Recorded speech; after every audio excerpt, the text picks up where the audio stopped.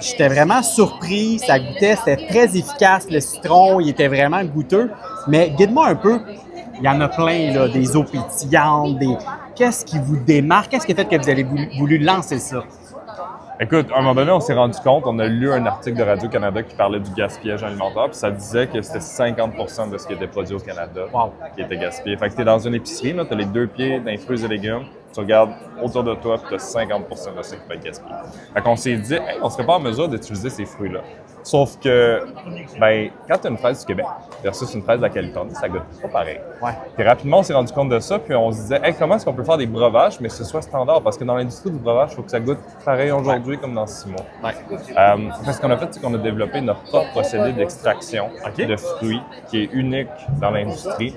On a fait énormément de recherche et développement, puis on continue à en mettre beaucoup d'argent là-dedans, mais qui nous a permis de nous démarquer de par l'extraction en tant que telle. On met moins de sucre pour avoir une saveur qui est encore plus élevée. On standardise notre extraction, fait que ça goûte tout le temps la même chose.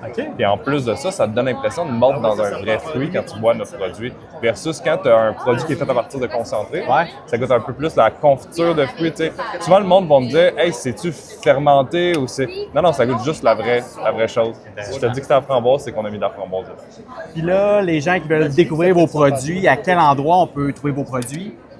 Pas mal tous les supermarchés, à part Super C, Maxi, mais tous les autres, on est là. On est dans plus de 1000 points de vente à travers le Canada en ce moment. Les cafés, notre site Internet, nos réseaux sociaux, Amazon. Mais Amazon, en ce moment, on s'entend que c'est pas tout le monde qui va sur Amazon. Ouais. Mais c'est pour les petites entreprises comme la nôtre, des fois, il y a bien du monde qui va aller voir sur Amazon. Fait qu'on n'a comme pas le choix. Mais dans l'ensemble, pas mal partout, à part Super C et Maxi pour l'instant. Très cool. Puis là, je remarque que ça, vous avez comme des formats quand même particuliers quand on est dans le prêt-à-boire. Là, on voit moins ça dans les entreprises, mettons, québécoises. Fait que les gens peuvent le prendre en canette, bien sûr, mais vous avez du plus gros format. Est-ce qu'il y a d'autres choses à apprendre sur votre entreprise? Je pense qu'il y a une... 4-pack. OK. 4-pack juste ici, donc 4 canettes à l'intérieur, qui est un autre format qui n'est pas partout encore, mais on vient de le sortir. Puis, petite anecdote, le fun, c'est que nous, on a parti ça pendant la pandémie. En 2021, ça a été difficile, mais en 2021, les consommateurs allaient juste 2 fois à l'épicerie par mois. Fait que ça prenait un gros format qui pouvait durer longtemps et qui était moins cher. Donc, on a commencé avec notre 1 litre, ce qui est hyper atypique pour une entreprise comme la nôtre, puis on a poursuivi avec les canettes.